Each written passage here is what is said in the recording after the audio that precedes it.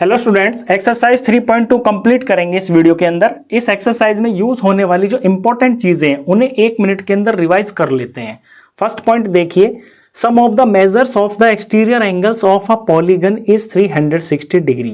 किसी भी पॉलीगन के एक्सटीरियर एंगल्स का सम हमेशा 360 डिग्री होता है। अब पॉलीगन होता है एक क्लोज्ड फिगर जो सिंपली लाइन से मिलकर बनती है। अगर 3 साइड का है तो उसे हम ट्राइंगल बोलते हैं, 4 साइड वाले पॉलीगन को क्वाड्रिलेटर बोलते हैं, 5 साइड वाले पॉलीगन को हम पेंटागन बोलते हैं। अब 3 साइड का जैसे कि ये ट्राइंगल है तो ट्राइंगल के अंदर 3 ही तो इंटीरियर एंगल होते हैं और इसके बाहर 3 ही इसके एक्सटीरियर एंगल होंगे। जितनी पॉलीगन की साइड्स होती हैं उसके अंदर एक्सटीरियर एंगल भी उतने ही होते हैं। जैसे क्वाड्रिलेटरल है, इसमें 4 साइड होती हैं तो 4 ही इसके एक्सटीरियर एंगल होंगे। अब चाहे 3 साइड का फिगर हो या 4 साइड का फिगर हो या 5-6 साइड, कितनी भी साइड का फिगर हो, उसमें जितने भी एक्सटीरियर एंगल होते हैं ना उन सब का सम 360 डिग्री होता है। जैसे यहाँ ए बी सी, इन तीनों एंगल का सम 360 डिग्री होगा। यहाँ पे ए बी सी डी, ये 4 एक्सटीरियर एंगल्स हैं, इन चारों का सम 360 डिग्री होगा।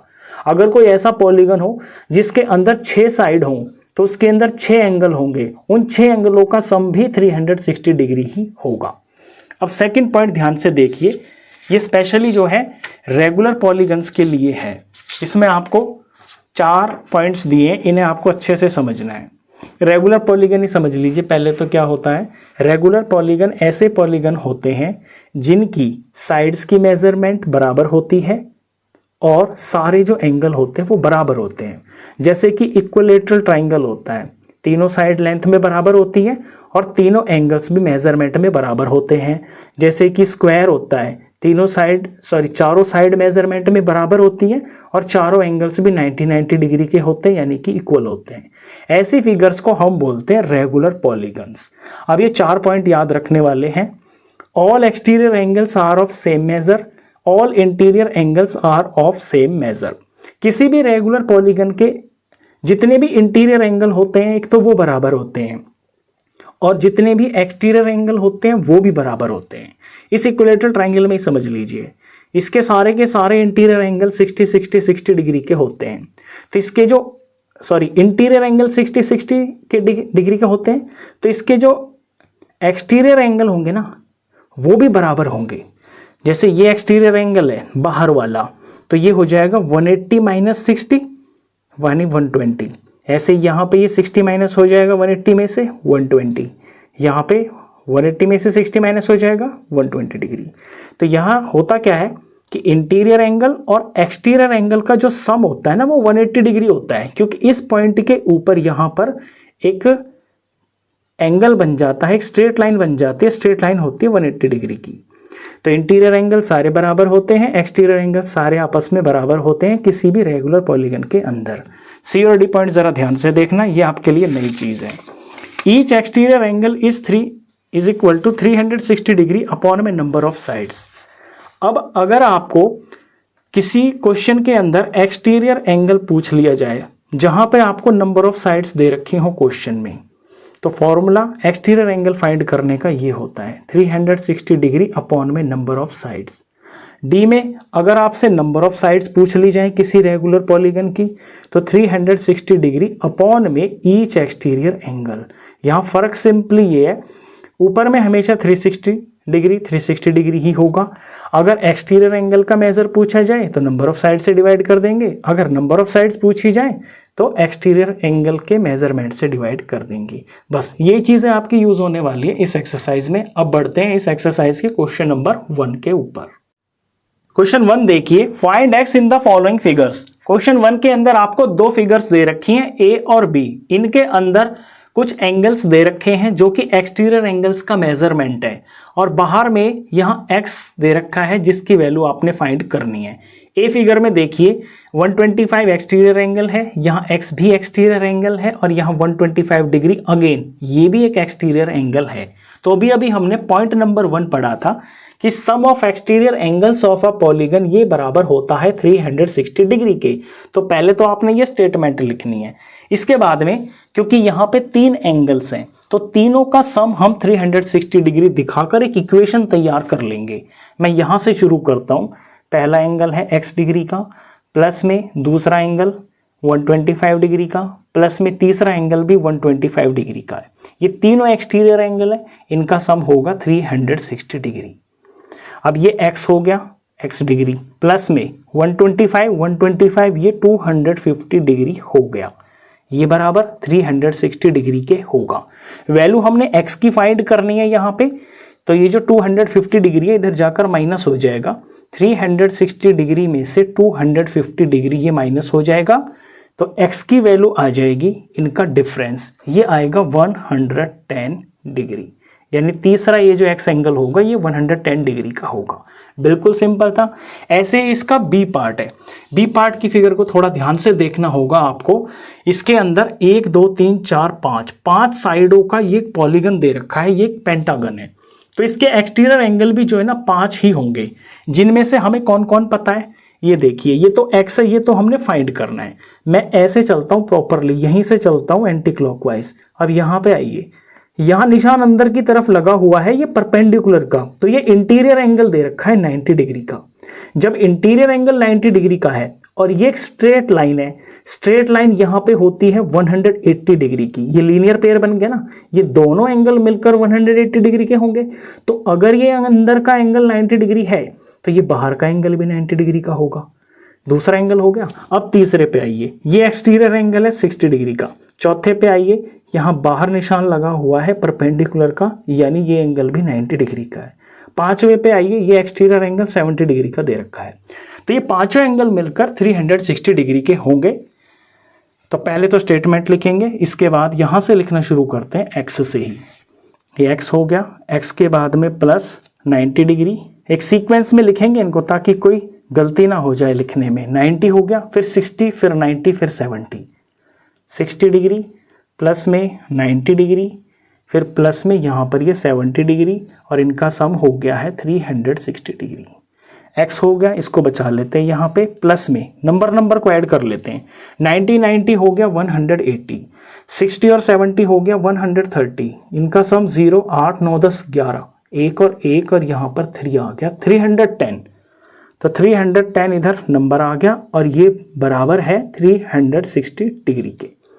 x की वैल्यू निकालने के लिए x को बचा लेंगे, दूसरी तरफ 360 डिग्री लिखा हुआ है, यहाँ प्लस में 310 है तो दूसरी तरफ जाएगा तो ये माइनस का 310 हो जाएगा।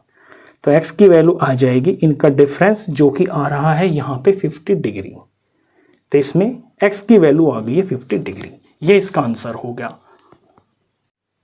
क्वेश्चन 2 देखिए, find the major of each exterior angle of a regular polygon.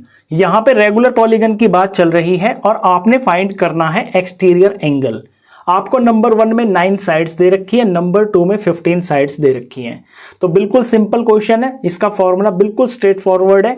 आपको जब 9 साइड्स दे रखी हैं तो ये जो नंबर ऑफ साइड्स हैं इसी से 360 डिग्री को डिवाइड कर देना है। पहले आप फॉर्मूला जरूर लिखोगे, each exterior angle of a regular polygon बराबर होता है 360 डिग्री अपॉन में नंबर ऑफ साइड्स।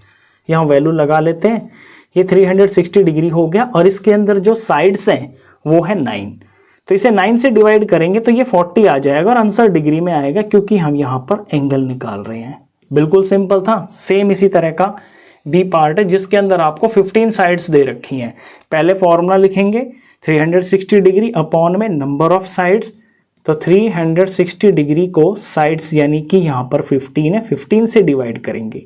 तो डिवाइड तो आप कर ही लोगे, या मैं करके ही दिखा देता हूँ। 15 2 जार होता है 30, 6 आ गया, ऊपर से 0 आ गया, 4 जार होता है पूरा 60, तो ये 24 आ गया। ये एंगल है तो डिग्री लगाएंगे। सीधा डायरेक्ट क्वेश्चन था ये। क्वेश्चन 3 देखिए, how many sides does a regular polygon have if the measure of N exterior angle is 24 degree. इस बार आपको एक्सटीरियर एंगल का मेजरमेंट दे दिया है 24 डिग्री, रेगुलर पॉलीगन है, आपको नंबर ऑफ साइड्स फाइंड करनी है। पहले तो फॉर्मूला लिखेंगे, number of sides of a regular polygon होती हैं 360 डिग्री अपॉन में ईच एक्सटीरियर एंगल। वैल्यू लगा देते हैं यहाँ पे 360 डिग्री अपॉन में ईच एक्सटीरियर एंगल, हर एक एक्सटीरियर एंगल इस रेगुलर पॉलीगन का 24 डिग्री का है। तो इससे हम डिवाइड कर देंगे 24 से, तो 360 को 24 से डिवाइड करते हैं, 24 1 जार हो गया 24, माइनस करके 1 2 0 आ गया और ये 5 पे चला गया पूरा 120, तो ये 15 आया है। और क्योंकि ये साइड्स आई हैं तो यहाँ 15 साइड्स होगा। और वैसे भी आप ऊपर नीचे देख रहे हो डिग्री और डिग्री, डिग्री से डिग्री कैंसिल हो जाएंगी तो सिर्फ 15 ही लिखा जाएगा, तो 15 साइड्स आ गई हैं। ये इसका आंसर। पहले 3 क्वेश्चन तो बिल्कुल डायरेक्ट क्वेश्चंस थे, लेकिन अब 4th क्वेश्चन थोड़ा सा घुमा के दिया गया है, आपको समझना है बड़े ध्यान से। How many sides does a regular polygon have if each of its interior angle is 165 degree. यहां पे इंटीरियर एंगल दे दिया आपको और पूछा है कि रेगुलर पॉलीगन की कितनी साइड्स होंगी। अब हमने जो फॉर्मूला सीखा है उसके अंदर तो 360 को डिवाइड किया जाता है ईच एक्सटीरियर एंगल से, लेकिन यहां तो हमें इंटीरियर एंगल दे दिया, तो एक्सटीरियर एंगल हमें डायरेक्ट पता नहीं है यहाँ पे, तो पहले हम एक्सटीरियर एंगल फाइंड कर लेंगे यहाँ पे। और हमें पता है कि इंटीरियर एंगल प्लस में एक्सटीरियर एंगल इनका सम होता है 180 डिग्री।